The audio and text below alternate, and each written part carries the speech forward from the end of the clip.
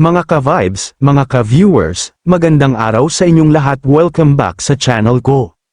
Today, pag-uusapan natin ang isang super light at good vibes na ganap kay Medeth sa kanyang live, at honestly, ang daming realizations at good vibes moments. So eto na nga, may inamin si Medeth sa viewers niya, at bet ko talaga yung pagiging totoo niya. In all honesty, sinabi niya na hindi daw siya bookworm, meaning, hindi talaga siya yung tipo ng tao na mahilig magbasa ng books, walang arte, walang pagpapanggap, as in straight to the point, hindi daw talaga siya reader type. Pero eto yung mas nakakatuwa, may isang thoughtful mommy na nagpadala sa kanya ng random books. Ang sweet, di ba?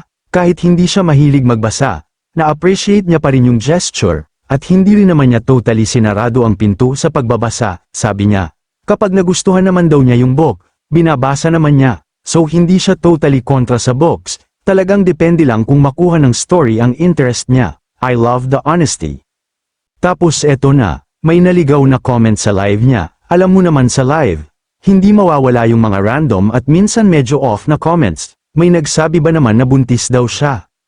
At dito ako mas napabilib, imbes na ma-offend o magalit, very witty ang response niya. Sabi niya, tumaba lang daw siya, buntis na agad, kulang na lang daw sabihin niya, ikaw na ang ninang, sabay tawa.